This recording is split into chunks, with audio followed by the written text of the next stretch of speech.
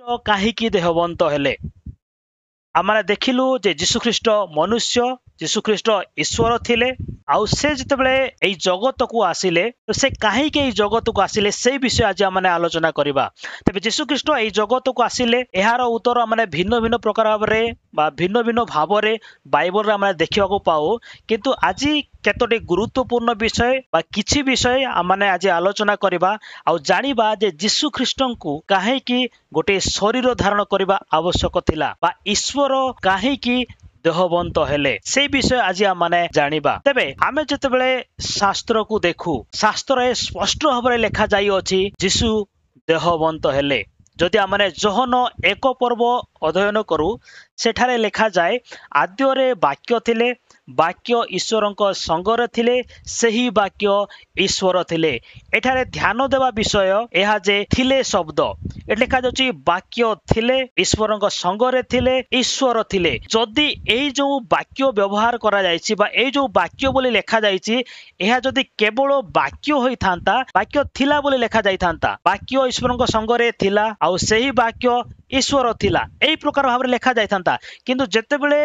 ଏହି ବାକ୍ୟକୁ ଥିଲେ ବୋଲି ଲେଖାଯାଉଛି ଆଉ ଏହି ଥିଲେ ଶବ୍ଦ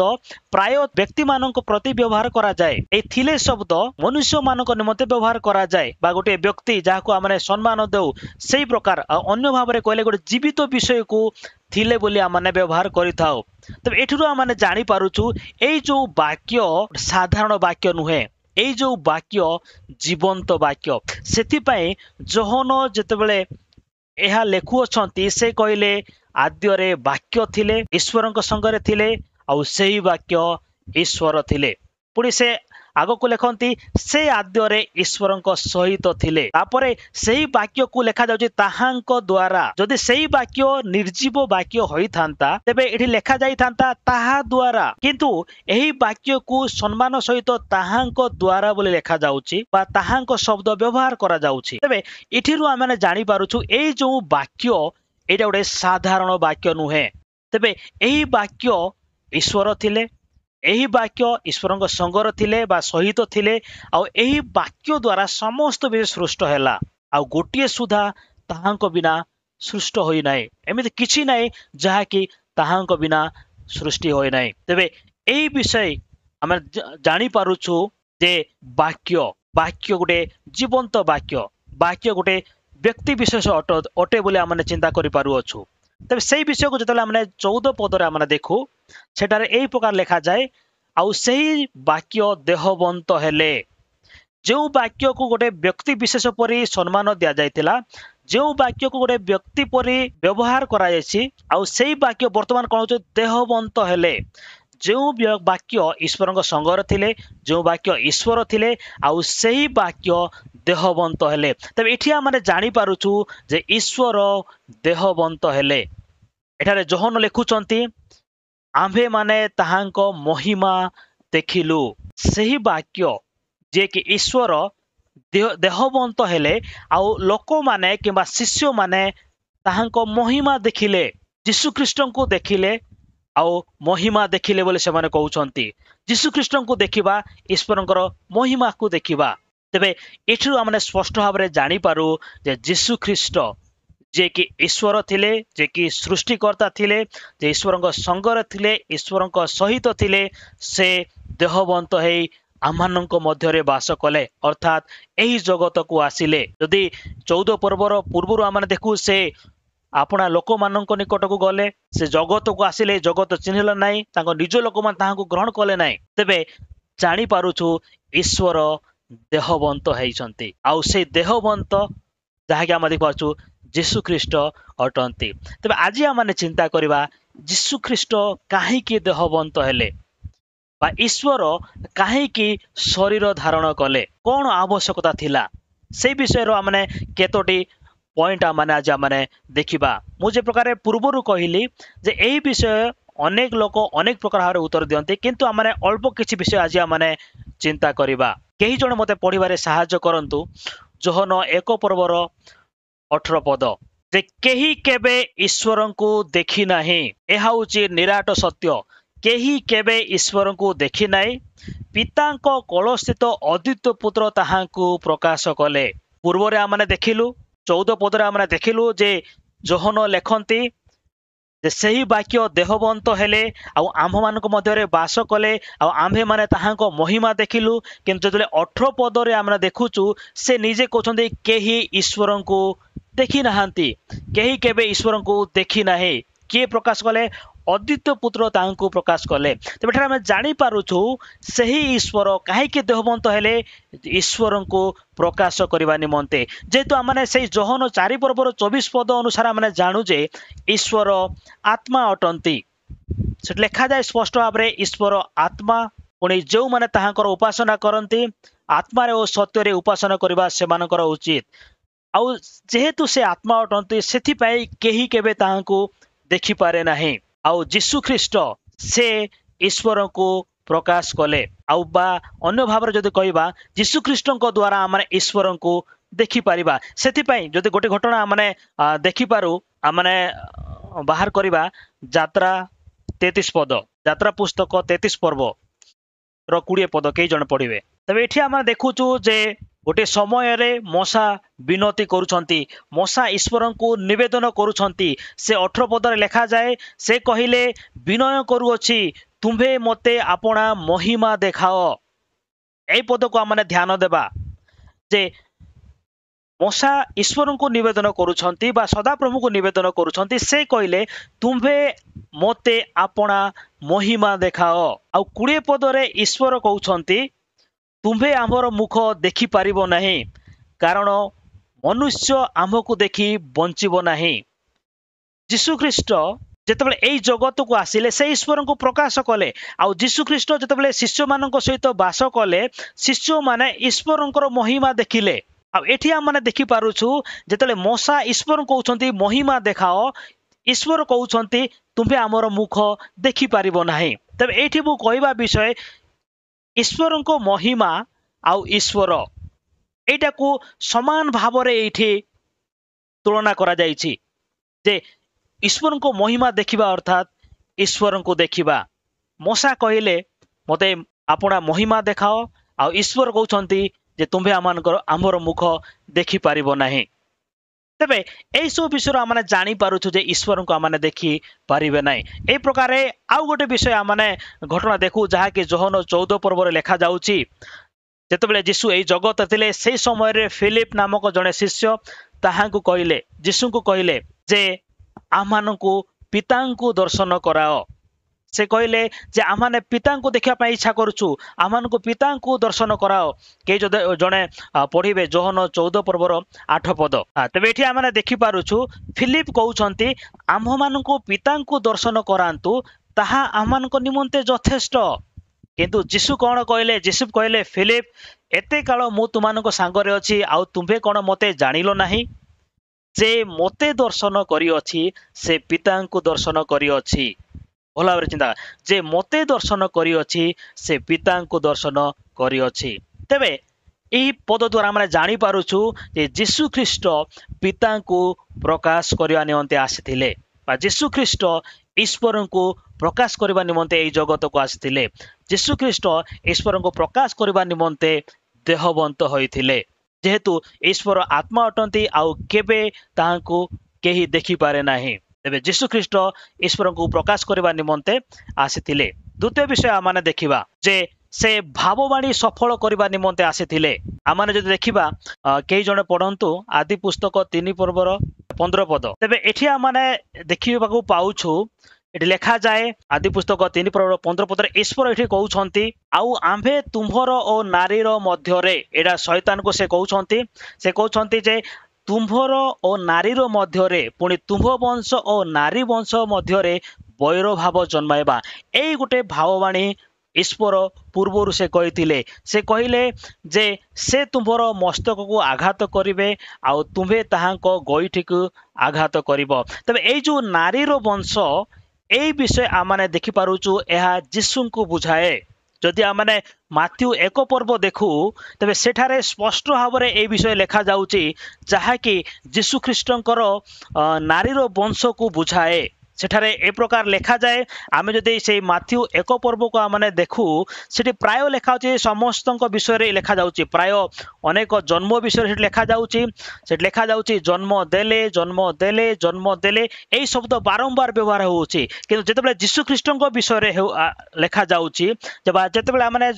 माथ्यू एक पर्वर 16 पद पढ़ू सेठारे लेखा जाउची जे मरियम को गर्भरु यीशु जन्म हेले जन्म देले अर्थ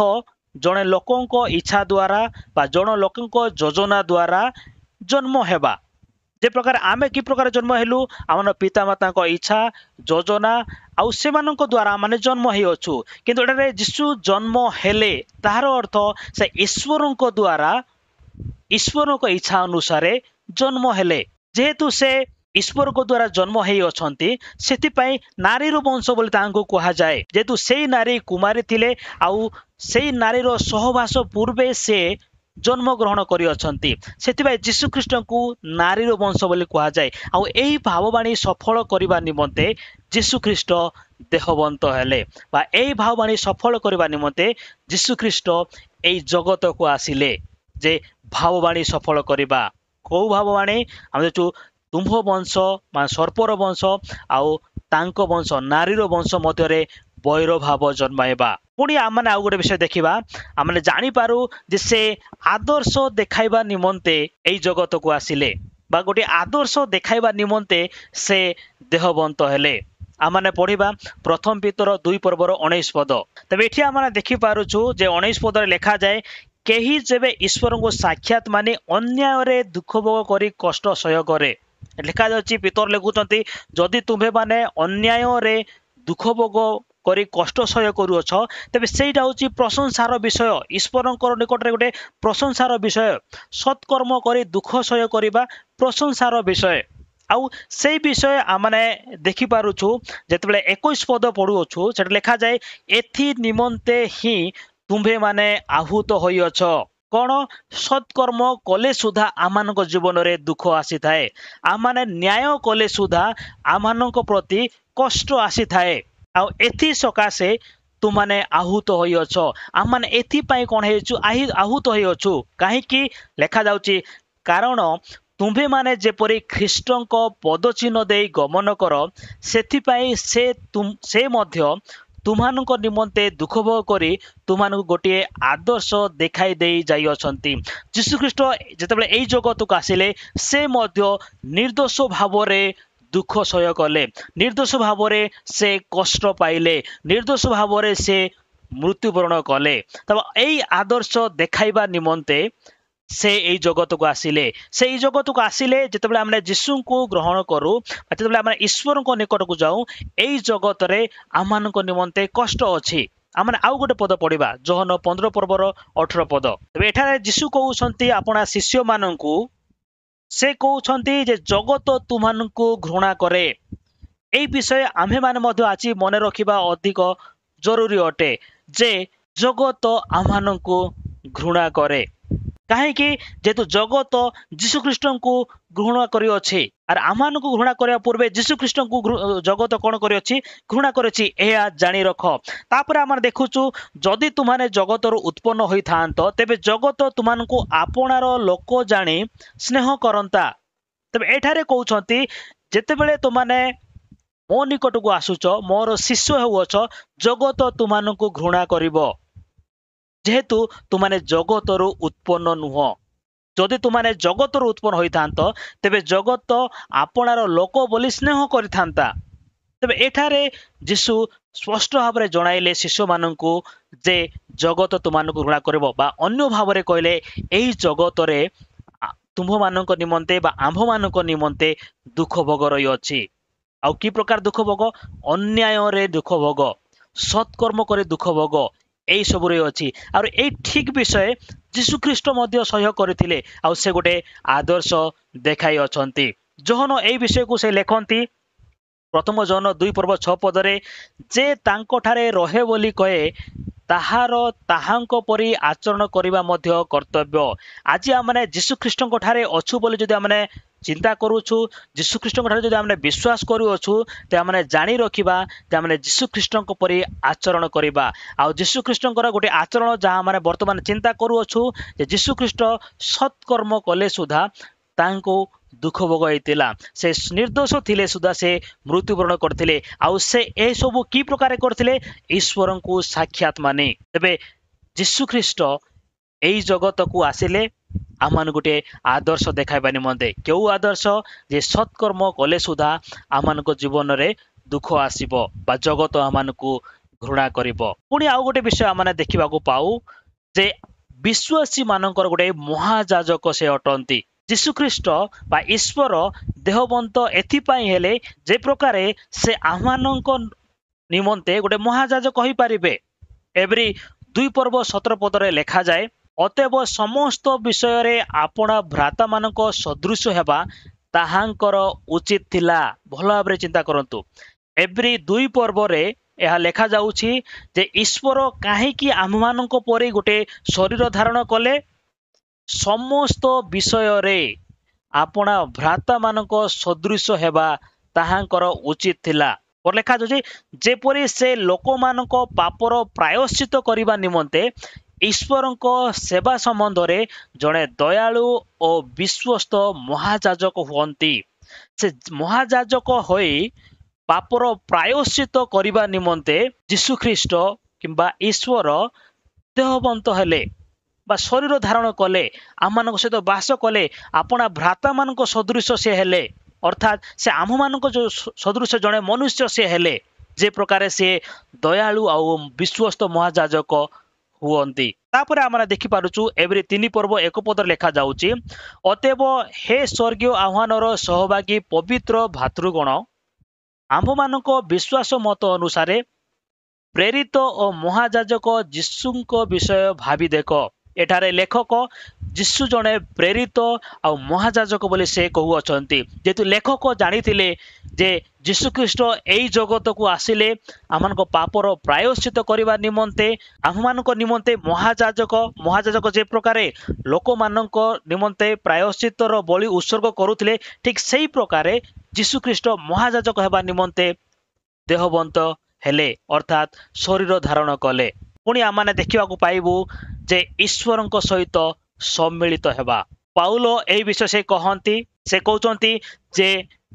ସେହି ସମ୍ମିଳନର ବାକ୍ୟ ଏହି, ଈଶ୍ୱର ଖ୍ରୀଷ୍ଟଙ୍କ ଠାରେ ଜଗତକୁ ଆପଣା ସହିତ ସମ୍ମିଳିତ କରୁଥିଲେ। ଈଶ୍ୱର ଖ୍ରୀଷ୍ଟଙ୍କ ଠାରେ ଆପଣାକୁ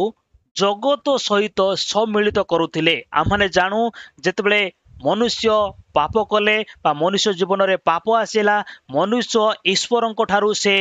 ବିଚ୍ଛିନ୍ନ ହେଇଗଲେ। ଆଉ ସେଇ ବିଚ୍ଛିନ୍ନତାକୁ ସମ୍ମିଳିତ କରିବା ନିମନ୍ତେ ଯୀଶୁଖ୍ରୀଷ୍ଟ ଏହି ଜଗତକୁ ଆସିଲେ। ଏହି ଜଗତରେ ଆସି ସେ ମୃତ୍ୟୁବରଣ କଲେ, ପୁନରୁତ୍ଥିତ ହେଲେ, ଯାହା ଫଳରେ ଆମ୍ଭେମାନେ କ'ଣ କରିପାରିବୁ? ପାପ କ୍ଷମା ପାଇ ଈଶ୍ୱରଙ୍କ ସହିତ ପୁଣି ଥରେ ସମ୍ମିଳିତ ହେଇପାରିବୁ। ସେଥିପାଇଁ ପାଉଲ ଅନ୍ୟ ଜାଗାରେ ସେ ଲେଖନ୍ତି ଯେ ଏକମାତ୍ର ଈଶ୍ୱର ଅଛନ୍ତି, ଆଉ ଈଶ୍ୱର ଓ ମନୁଷ୍ୟମାନଙ୍କ ମଧ୍ୟରେ ଏକମାତ୍ର ମଧ୍ୟସ୍ଥ ଅଛନ୍ତି, ସେ ଖ୍ରୀଷ୍ଟ ଯୀଶୁ ଜଣେ ମନୁଷ୍ୟ ଅଟନ୍ତି।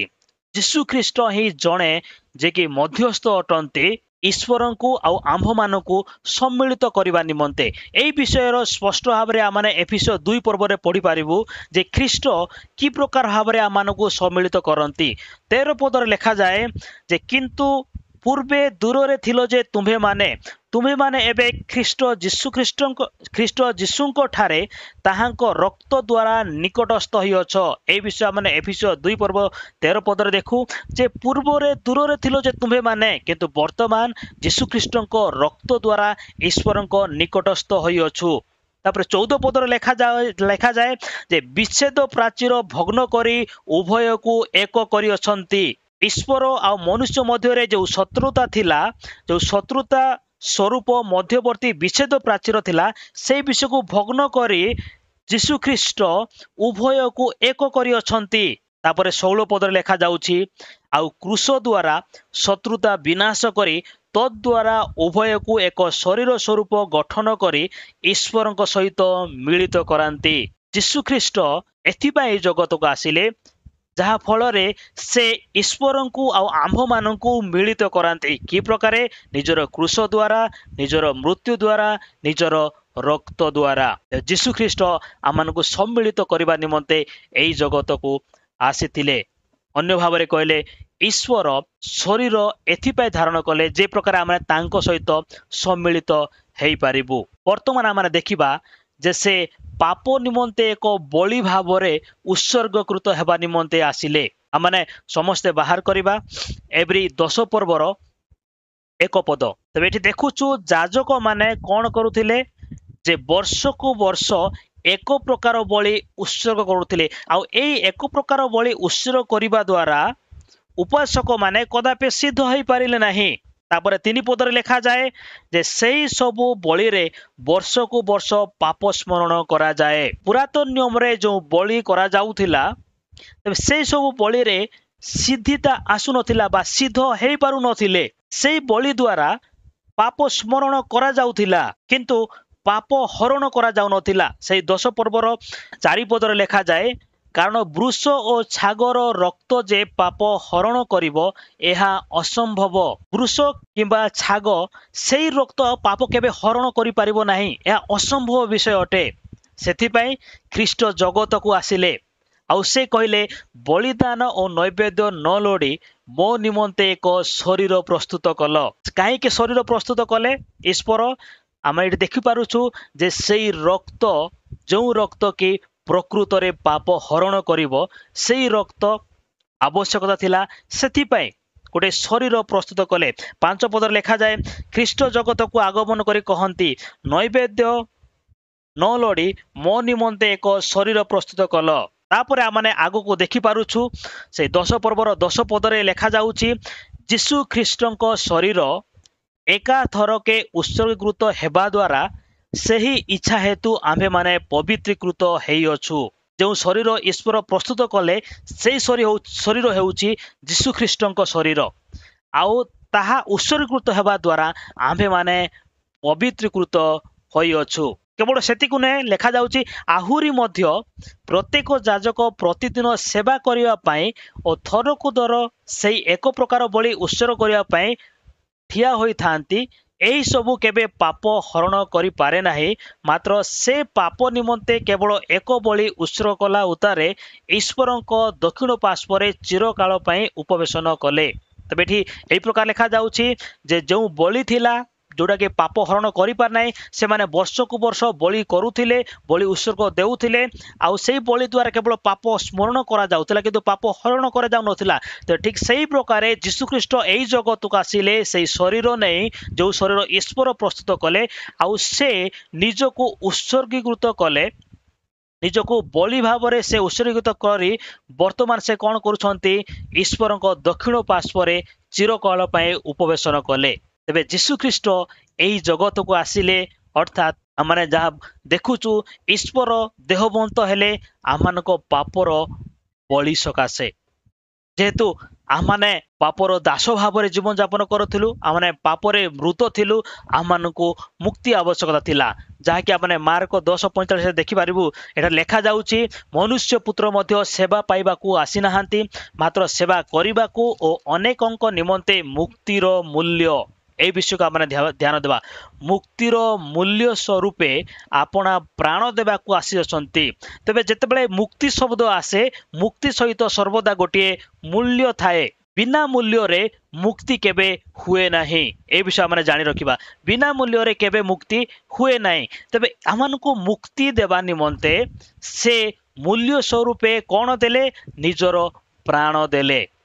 अर्थात से निजको बलि भाव में उत्सर्गित कले आउ तहु सकाशे आम्भे माने पापरु क्षमा पाई अछु बा पापरु परित्राण पाई अछु। जीशु ख्रीष्ट एई जगत को आसिले पापर बलि निमंते बा पाप निमंते बलि भाव में से उत्सर्गीकृत हेले। पुणी आम देखा पाऊ जे शैतान रो कार्य विनाश करने निमंते जीशु ख्रीष्ट शैतान रो कार्य विनाश करने निमंते एई जगत को आसिथिले। आमने पढ़िबा एवरी 2 पर्वर 14 पदरे एठारे लेखा जाउची अतएव संतान माने रक्त मांसर सहभागी होइथिबारु से मध्य निजे सेही परी सेतिर सहभागी हेले ଭଲ ଭାବରେ ଦେଖିବା ଏଠି ଲେଖା ଯାଉଛି ସନ୍ତାନ ମାନେ ରକ୍ତ ମାଂସର ସହଭାଗୀ ହୋଇଥିବାରୁ ଯୀଶୁଖ୍ରୀଷ୍ଟ ମଧ୍ୟ ସେଥିର ସହଭାଗୀ ହେଲେ କି ପ୍ରକାର ହେଲେ ସେଇ ପ୍ରକାରେ ମାନେ ଅନ୍ୟ ଭାବରେ କହିଲେ ଈଶ୍ୱର ମଧ୍ୟ ରକ୍ତ ମାଂସ ଧରି ଏଇ ଜଗତକୁ ଆସିଲେ ଯେ ପ୍ରକାରେ ସନ୍ତାନ ମାନଙ୍କ ସହିତ ସହଭାଗୀ ହେବେ କେବଳ ସେତି ନୁହେଁ ଆଉ ଲେଖା ଯାଉଛି ମୃତ୍ୟୁ ଦ୍ୱାରା ମୃତ୍ୟୁର ଅଧିକାରୀକୁ ଅର୍ଥାତ୍ ଶୟତାନକୁ ବିନାଶ କରନ୍ତି ଈଶ୍ୱର କାହିଁକି ରକ୍ତ ମାଂସ ହୋଇ ଆସିଲେ ଏଇ ଜଗତକୁ ବା ଈଶ୍ୱର କାହିଁକି ରକ୍ତ ମାଂସ ହେଲେ ସନ୍ତାନ ମାନଙ୍କ ପରି ଯେ ପ୍ରକାରେ ସେ ମୃତ୍ୟୁର ଅଧିକାରୀକୁ ବିନାଶ କରିବେ ଅର୍ଥାତ୍ ଶୟତାନକୁ ସେ ବିନାଶ କରନ୍ତି ବା ଶୟତାନର କାର୍ଯ୍ୟକୁ ସେ ବିନାଶ କରନ୍ତି ସେଥିପାଇଁ ସେ ରକ୍ତ ମାଂସ ଧାରଣ କଲେ ଆଉ ପୁଣି ଲେଖାଯାଏ ପ୍ରଥମ ଜନ 3:8 ଶୟତାନର କାର୍ଯ୍ୟ ବିନାଶ କରିବା ଉଦ୍ଦେଶ୍ୟରେ ହିଁ ଈଶ୍ୱରଙ୍କ ପୁତ୍ର ପ୍ରକାଶିତ ହେଲେ ଜହନ ଲେଖନ୍ତି ଯେ ଈଶ୍ୱରଙ୍କ ପୁତ୍ର କାହିଁକି ପ୍ରକାଶିତ ହେଲେ ଶୟତାନର କାର୍ଯ୍ୟ ବିନାଶ କରିବା ନିମନ୍ତେ ପୁଣି ପାଉଲ ଲେଖନ୍ତି କଲସିୟ 2:15 ସମସ୍ତ ଆଧିପତ୍ୟ ଓ କର୍ତ୍ତାପଣର ଅସ୍ତ୍ରଶସ୍ତ୍ର ଛଡାଇ ପ୍ରକାଶରେ ସେମାନଙ୍କ ପ୍ରଦର୍ଶନ ପୂର୍ବକ କ୍ରୁଶରେ ବିଜୟ ଯାତ୍ରା କରିଅଛନ୍ତି ଆମମାନଙ୍କ ଈଶ୍ୱର ଯୀଶୁଖ୍ରୀଷ୍ଟ ସେ ସମସ୍ତ ଆଧିପତ୍ୟ ଓ କର୍ତ୍ତାପଣ ଅସ୍ତ୍ରଶସ୍ତ୍ର ଛଡାଇ ପ୍ରକାଶରେ ବିଜୟ ଯାତ୍ରା କରିଅଛନ୍ତି ଆଉ ଏଇ ସବୁ ବିଷୟ କୋଉଠାରେ ଘଟିଲା କ୍ରୁଶରେ ତାଙ୍କର ମୃତ୍ୟୁ ଦ୍ୱାରା ତାଙ୍କର କ୍ରୁଶାର୍ପିତ ଦ୍ୱାରା ତାଙ୍କର ପୁନରୁତ୍ଥାନ ଦ୍ୱାରା ଏଇ ସବୁ ବିଷୟ ଘଟିଲା ତାପରେ ଆମେ ଦେଖୁଛୁ ଆଉ ଗୋଟେ ବିଷୟ ଯୀଶୁ କହନ୍ତି ଯେ ମୁକ୍ତି ଓ ଅନୁଗ୍ରହ ବର୍ଷ ଘୋଷଣା କରିବା ନିମନ୍ତେ ଯୀଶୁ ତାଙ୍କର ସେବା କାର୍ଯ୍ୟ ଆରମ୍ଭ କରିବା ସମୟରେ ସେ ଏହି ବିଷୟ କହିଲେ ଆମେ ଦେଖୁ ଲୁକ 4:18 ଏହି ପ୍ରକାର ଲେଖାଯାଏ ପ୍ରଭୁଙ୍କର ଆତ୍ମା ମୋ ଠାରେ ଅଧିଷ୍ଠିତ ଯେଣୁ ଦିନହୀନ ମାନଙ୍କ ନିକଟରେ ସୁସମାଚାର ପ୍ରଚାର କରିବା ନିମନ୍ତେ ସେ ମୋତେ ଅଭିଷିକ୍ତ କରିଅଛନ୍ତି ବନ୍ଦୀମାନଙ୍କ ନିକଟରେ ମୁକ୍ତି ଓ ଅନ୍ଧମାନଙ୍କ ନିକଟରେ ଦୃଷ୍ଟି ଲାଭର ବିଷୟ ଘୋଷଣା କରିବାକୁ ପୁଣି ଉପଦ୍ରବ ପ୍ରାପ୍ତ ଲୋକମାନଙ୍କୁ ମୁକ୍ତ କରିବାକୁ ଆଉ ପ୍ରଭୁଙ୍କ ଅନୁଗ୍ରହ ବର୍ଷ ଘୋଷଣା କରିବାକୁ ସେ ମୋତେ ପ୍ରେରଣ କରିଅଛନ୍ତି ଯୀଶୁଖ୍ରୀଷ୍ଟ ଏଠାରେ ନିଜେ କହୁଛନ୍ତି ଗୋଟେ ସମାଜ ଗୃହରେ ଯେତେବେଳେ ତାଙ୍କୁ ସୁଯୋଗ ଦିଆଗଲା ସେ ସେଇ ବିଷୟ କହୁଛନ୍ତି ଯେ ମୁଁ ମୁକ୍ତି ଓ ଅନୁଗ୍ରହ ବର୍ଷ ଘୋଷଣା କରିବା ନିମନ୍ତେ ଆସିଅଛି ଆଉ ଏଇ ବିଷୟ ଯେତେବେଳେ ଆମେ ଦେଖୁ ଯେ ଜୋହନ ସେ ସ୍ପଷ୍ଟ ଭାବରେ ଲେଖିଲେ ଯେ ଯୀଶୁଖ୍ରୀଷ୍ଟ ସତ୍ୟ ଆଉ ଅନୁଗ୍ରହରେ ପରିପୂର୍ଣ୍ଣ ଥିଲେ ମୋଶାଙ୍କ ଦ୍ୱାରା ବ୍ୟବସ୍ଥା ଆସିଲା ଯୀଶୁଖ୍ରୀଷ୍ଟଙ୍କ ଦ୍ୱାରା ସତ୍ୟ ଆଉ ଅନୁଗ୍ରହ ଆସିଲା ତେବେ ଏଇ ଯୀଶୁଖ୍ରୀଷ୍ଟ ଯେତେବେଳେ ଏଇ ଜଗତକୁ ଆସିଲେ ସେଇ ସମୟଠାରୁ ଅନୁଗ୍ରହର ବର୍ଷ ଆରମ୍ଭ ଆଉ ସେଇ ଅନୁଗ୍ରହ ଆମମାନଙ୍କ ପ୍ରତି ଥିବାରୁ ଆଜି ଆମମାନେ ପରିତ୍ରାଣ ପାଇଅଛୁ ତେବେ ଯୀଶୁଖ୍ରୀଷ୍ଟ ମୁକ୍ତି ଘୋଷଣା କରିବା ନିମନ୍ତେ ଆସିଲେ ଆଉ ଅନୁଗ୍ରହର ବର୍ଷ ଘୋଷଣା କରିବା ନିମନ୍ତେ ଆସିଲେ ଅନ୍ୟ ଭାବରେ କହିଲେ ଯୀଶୁଖ୍ରୀଷ୍ଟଙ୍କ ଦ୍ୱାରା ବା ଯୀଶୁଖ୍ରୀଷ୍ଟଙ୍କ ସହିତ ଅନୁଗ୍ରହ ଆମମାନଙ୍କ ପ୍ରତି ଆସିଲା ପୁଣି ଆମେ ଦେଖିବାକୁ ପାଉଛୁ ପାପ ବହନ କରିବା ନିମନ୍ତେ ପ୍ରଥମ ପିତର 2:24 ଲେଖାଯାଏ ଆମ୍ଭେମାନେ ଯେପରି ପାପ ପ୍ରତି ମୃତ ହୋଇ ଧାର୍ମିକତା ନିମନ୍ତେ ଜୀବନ ଯାପନ କରୁ ଏଥି ନିମନ୍ତେ ସେ ଆପେ କ୍ରୁଶ ଉପରେ ନିଜ ଶରୀରରେ ଆମ୍ଭମାନଙ୍କର ସମସ୍ତ ପାପ ବହନ କଲେ ଯୀଶୁଖ୍ରୀଷ୍ଟ ଏଇ ଜଗତକୁ ଆସିଲେ ଶରୀର ଧାରଣ କଲେ ସେ ଆମମାନଙ୍କ ନିମନ୍ତେ କ୍ରୁଶ ଉପରେ ନିଜକୁ ସମର୍ପଣ କଲେ କଣ ପାଇଁ ଯେ ପ୍ରକାରେ ଆମ୍ଭେମାନେ ସମସ୍ତ ପାପରୁ ଉଦ୍ଧାର ପାଇବୁ ବା ସମସ୍ତ ପାପରୁ କ୍ଷମା ପାଇବୁ ବା ଅନ୍ୟ ଭାବରେ କହିଲେ ଆମେ ପାପ ପ୍ରତି ମୃତ ହୋଇ ଧାର୍ମିକତା ନିମନ୍ତେ ଜୀବନ ଯାପନ କରିବୁ ସେଥିସକାଶେ ଯୀଶୁଖ୍ରୀଷ୍ଟ ଦେହବନ୍ତ ହେଲେ ବା ଈଶ୍ୱର ଦେହବନ୍ତ ହୋଇ ଏଇ ଜଗତକୁ ଆସିଲେ ଯେ ଯୀଶୁଖ୍ରୀଷ୍ଟଙ୍କର କ୍ରୁଶ ଦ୍ୱାରା ଆମ୍ଭେମାନେ ପରିତ୍ରାଣ ପାଇଅଛୁ ବା ଯୀଶୁଖ୍ରୀଷ୍ଟ ଯେତେବେଳେ କ୍ରୁଶାର୍ପିତ ହେଲେ ସେ ଆମମାନଙ୍କ ପାପ ସେ ବହନ କଲେ ଆମମାନଙ୍କ ପାପର ଦଣ୍ଡ ତାହାଙ୍କୁ ଦିଆଗଲା ତାପରେ ଆମେ ଦେଖୁଛୁ ଯେ ଯୀଶୁଖ୍ରୀଷ୍ଟ ଅଭିଶାପରୁ ମୁକ୍ତ କରିବା ନିମନ୍ତେ ଏହି ଜଗତକୁ ଆସିଲେ ତେବେ ଗାଲାତ୍ୟ 3:14 ଏହା ସ୍ପଷ୍ଟ ଭାବରେ ଲେଖାଯାଉଛି ଯେ ଖ୍ରୀଷ୍ଟ ଆମ୍ଭମାନଙ୍କ ନିମନ୍ତେ ଅଭିଷିକ୍ତ ହୋଇ ବ୍ୟବସ୍ଥାର ଅଭିଶାପରୁ ଆମ୍ଭମାନଙ୍କୁ ମୂଲ୍ୟ ଦେଇ ମୁକ୍ତ କଲେ ଯୀଶୁଖ୍ରୀଷ୍ଟ ଆମମାନଙ୍କୁ ମୂଲ୍ୟ ଦେଇ ମୁକ୍ତ କରିଛନ୍ତି कौन पाई अभिशापरू केउथुरु आमनको मुक्त करछंती अभिशापरू केउ अभिशाप व्यवस्थार अभिशापरू से आमनको कौन करछंती मुक्त करि अछंती आ लिखा जाए जे के खुंटरे टंगा जाए से अभिषिप्त जीशुख्रीष्ट आसिकी से क्रूसरे क्रूसर्पित हेले क्रूसरे से क्रूसार्पित हेले खुंटरे से टंगा गले से गोटे अभिषिप्त भावरे से मृत्युवरण कले कौन पाई आम मानकु अभिशापर मुक्ति करबा निमंते आम जिते आदि पुस्तक 3 पर्व आमने पढ़ू से देखिपारू जिते मनुष्य पाप कला आदम प्रति अभिशाप आसिला हवांग प्रति अभिशाप आसिला सर्प प्रति अभिशाप आसिला आ जो आदम हवांग प्रति जो अभिशाप आसिला से अभिशाप आज पर्यंत आम प्रति अच्छी आउ एई अभिशापरू आमनको मुक्त करबा निमंते जीशुख्रीष्ट एई जगत को आसिले एई जगत को से शरीर धारण करे आसिले जे प्रकार से मूल्य दे आमनको मुक्ति करंती बा से निजे से अभिशाप को निज ऊपर को नेले आमनको अभिशापरू मुक्त करबा निमंते जीशुख्रीष्ट देहवंत हेले आउ एइटा हम देखछु केउ मूल्य प्रथम कोरिन्थियो 6 पर्वर 20 पद से लिखा जाए तुम्हें माने विशेष मूल्य रे किणा जाई अछ आउ एटा केउ मूल्य से मूल्य होची आपणा प्राण मार्क 10 पर्वर 45 पद रे हमरा देखिलु जीशुख्रीष्ट निजर प्राण मूल्य देई आमानकु मुक्त करि अछंती केउठारु व्यवस्थार अभिशापरू तबे आम्हे माने विशेष मूल्य रे किणा जाई अछु तबे आम मानक विषय ईश्वर चिंता कले जेतु से हमको सृष्टि करि अछंती समस्त विषय चिंता करी योजना करी मनोनीत करी से कौन करछंती आमानकु किणी अछंती आ केउ मूल्य देले आपणा प्राण प्राणर मूल्य दे ईश्वर आमानकु किणी अछंती कौन पाए अभिशापरू मुक्त करबा निमंते वर्तमान आमान देखिबा जे जीशुख्रीष्ट रक्त द्वारा मुक्ति साधन करबा निमंते एई जगत को आसिले कई जने पढ़िया साहाय्य करंतु एवरी 9 पर्वर 11 पद तबे एठी देखुछु जे जीशुख्रीष्ट आपणार रक्त घेनी आमानक निमंते अनंत मुक्ति साधन करि अछंती एठी लेखक बहुत स्पष्ट भाव लिखुचंती जे ख्रीष्ट वर्तमान उत्तम उत्तम विषयर महाजाजक स्वरूपे उपस्थित होई ए सृष्टि भिन्न अहस्तकृत महत्तर और श्रेष्ठतर तंबू दे जाई छाग और गौबस्तर रक्त नुहे तेबे जीशुख्रीष्ट गोटे ए प्रकार तंबू रे जाइछन्ते जहा कि अहस्तकृत अटे आ श्रेष्ठतर तंबू अटे से मध्य रे से कोन कले से प्रवेश कले जहा कि महापवित्र स्थान आ से की प्रकार प्रवेश कले आपणार रक्त घेने निजर रक्त नहीं से कौनसी छाग किंबा कौनसी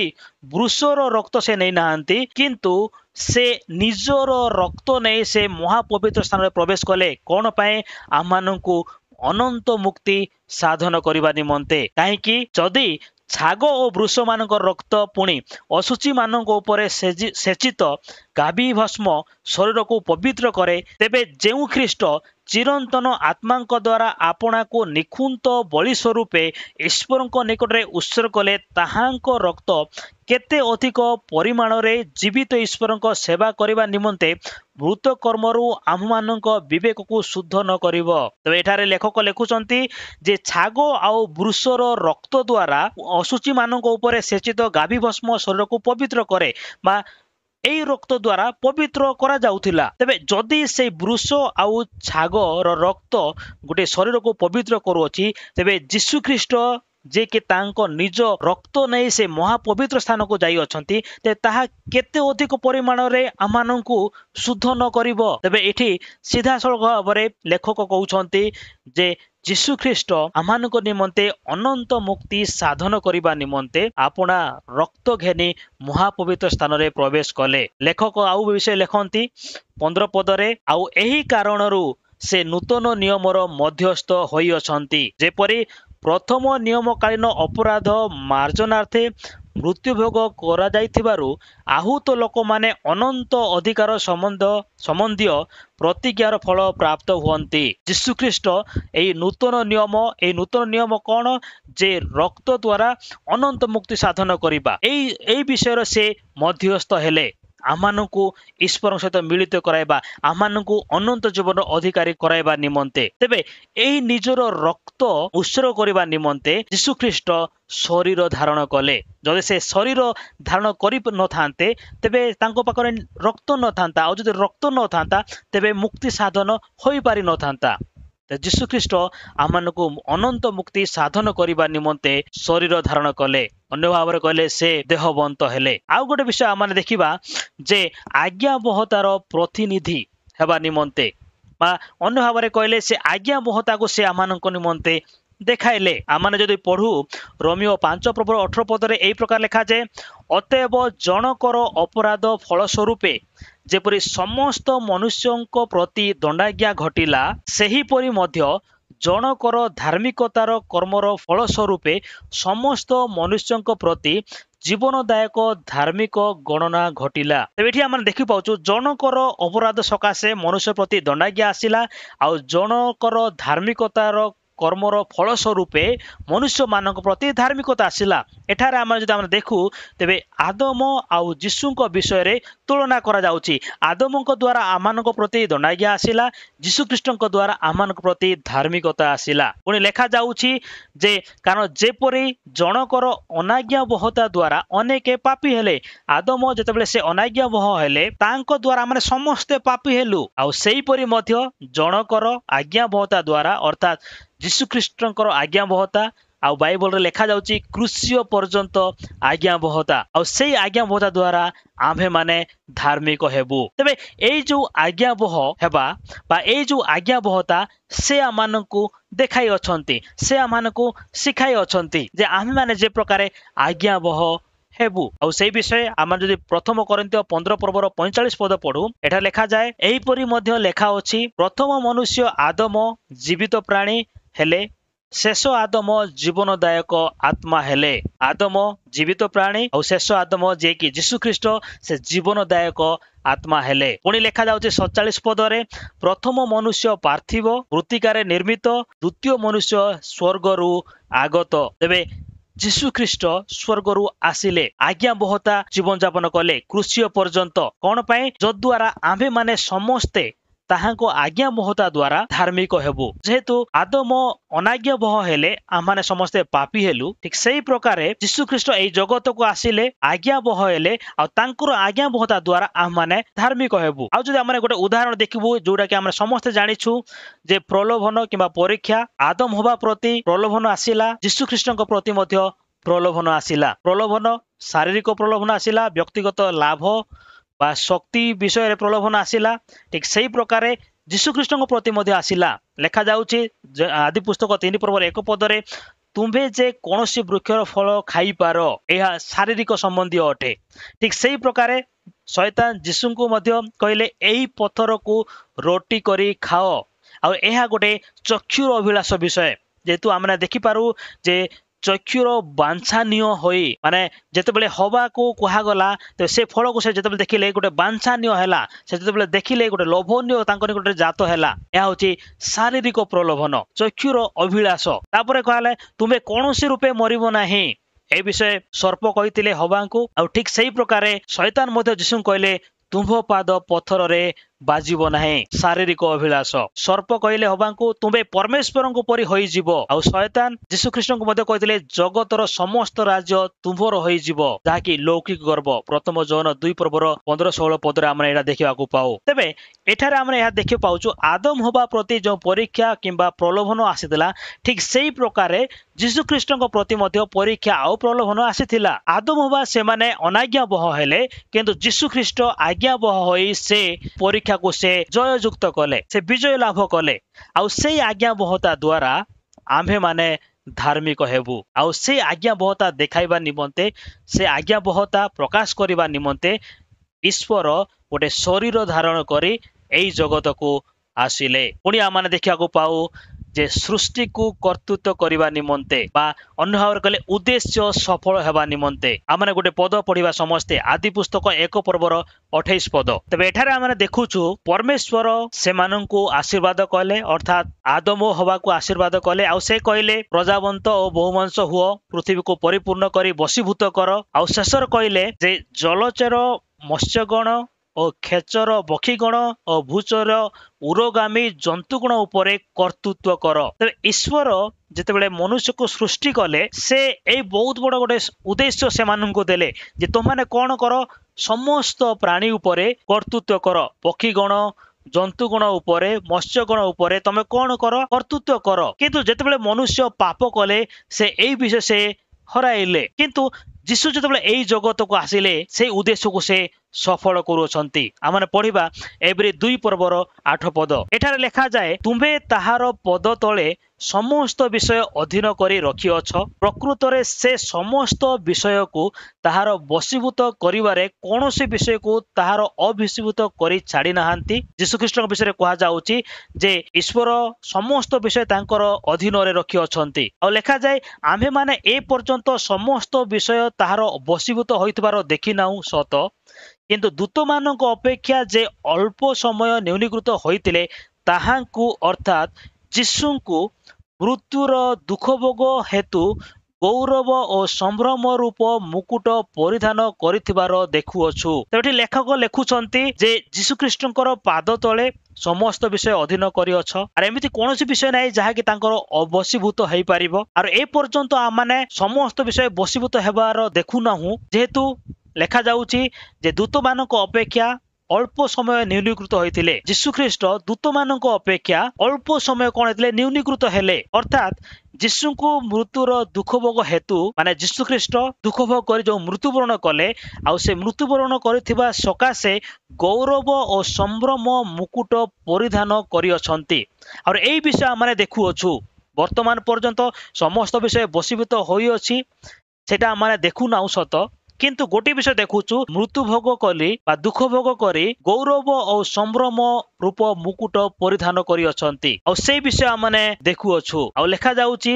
ଈଶ୍ୱରଙ୍କ ଅନୁଗ୍ରହରେ ପ୍ରତ୍ୟେକ ମନୁଷ୍ୟ ନିମନ୍ତେ ସେ ମୃତ୍ୟୁ ଆସ୍ୱାଦନ କରନ୍ତି। ଯୀଶୁଖ୍ରୀଷ୍ଟ ଏଇ ଜଗତକୁ ଆସିଲେ, ମୃତ୍ୟୁ ଆସ୍ୱାଦନ କଲେ, ମୃତ୍ୟୁ ଭୋଗ କଲେ, ଯୋଉ ପ୍ରକାର ସେ ଗୌରବ ଆଉ ସମ୍ଭ୍ରମର ମୁକୁଟ ପରିଧାନ କରିବେ, ବା ଅନ୍ୟ ଭାବରେ କହିଲେ ସମସ୍ତ ବିଷୟକୁ ସେ ବଶୀଭୂତ କରାଇବେ। ଯେଉଁ ବିଷୟ ମନୁଷ୍ୟକୁ ଦିଆଯାଇଥିଲା, ଯେଉଁ ବିଷୟ ମନୁଷ୍ୟମାନେ ହରାଇଥିଲେ, ସେଇ ବିଷୟକୁ ସଫଳ କରିବା ନିମନ୍ତେ ବା ସୃଷ୍ଟିକୁ କର୍ତ୍ତୃତ୍ୱ କରିବା ନିମନ୍ତେ ଯୀଶୁଖ୍ରୀଷ୍ଟ ଶରୀରରୁ ଧାରଣ କରି ଆସିଲେ ବା ଦେହବନ୍ତ ହେଇ ଆସିଲେ। ପୁଣି ଯୀଶୁ ମଧ୍ୟ ସେ କହନ୍ତି, ଯୀଶୁ ସେମାନଙ୍କ ନିକଟକୁ ଆସି ଆଳାପ କରି କହିଲେ, ସ୍ୱର୍ଗ ଓ ପୃଥିବୀର ସମସ୍ତ ଅଧିକାର ମୋତେ ପ୍ରଦତ୍ତ ହୋଇଅଛି। ଯୀଶୁଖ୍ରୀଷ୍ଟ ଯେତେବେଳେ ଶିଷ୍ୟମାନଙ୍କୁ ଶେଷରେ ଯିବା ସମୟରେ ସେ କହିଲେ ଯେ ସ୍ୱର୍ଗ ଓ ପୃଥିବୀର ସମସ୍ତ ଅଧିକାର ମୋତେ ପ୍ରଦତ୍ତ ହୋଇଅଛି। ଯୀଶୁ ଏଠାରେ ପ୍ରକାଶ କରୁଅଛନ୍ତି ଯେ ସବୁ ବିଷୟ ମୋ ଠାରେ ବଶୀଭୂତ ଅଟେ। ତାପରେ ଆଉ ଗୋଟେ ଆମେ ପଦରେ ଆମେ ଦେଖିବାକୁ ପାଉ, ପାଉଲ ଲେଖୁଅଛନ୍ତି ଯେ ଏଫେସୀୟ 1:22 ପଦରେ, ଆଉ ସମସ୍ତ ବିଷୟ ତାହାଙ୍କ ପାଦ ତଳେ ବଶୀଭୂତ କରି ରଖି ତାହାଙ୍କୁ ସର୍ବ ବିଷୟର ମସ୍ତକ ସ୍ୱରୂପେ ମଣ୍ଡଳୀକୁ ଦାନ କଲେ। ତେବେ ସବୁ ବିଷୟର ସମସ୍ତ ବିଷୟକୁ ଯୀଶୁଖ୍ରୀଷ୍ଟଙ୍କ ପାଦ ତଳେ ବଶୀଭୂତ କଲେ, ଆଉ ସେଇ ସବୁ ବିଷୟର ତାଙ୍କର ମସ୍ତକ ସ୍ୱରୂପ ମଣ୍ଡଳୀକୁ ଦାନ କଲେ। ଅର୍ଥାତ୍ ଯୀଶୁଖ୍ରୀଷ୍ଟ ସମସ୍ତ ବିଷୟକୁ ନିଜର ଅଧୀନରେ କଲେ, ଆଉ ସେଇ ବିଷୟ ମନୁଷ୍ୟକୁ ସେ ଦାନ କରିଅଛନ୍ତି। ଯଦି ସରଳ ଭାବରେ କହିବା, ମନୁଷ୍ୟ ଯେଉଁ ଉଦ୍ଦେଶ୍ୟକୁ ସେ ହରାଇଥିଲା, ସୃଷ୍ଟିକୁ କର୍ତ୍ତୃତ୍ୱ କରିବା ଉଦ୍ଦେଶ୍ୟ, ସେଇ ଉଦ୍ଦେଶ୍ୟକୁ ଯୀଶୁଖ୍ରୀଷ୍ଟ ସଫଳ କରି ମଣ୍ଡଳୀକୁ ସେ କଣ କରିଅଛନ୍ତି, ଦାନ କରିଅଛନ୍ତି। ସେଥିପାଇଁ ପ୍ରକାଶିତରେ ଆମେ ଗୋଟିଏ ପଦ ଦେଖୁ, ଲେଖାଯାଏ,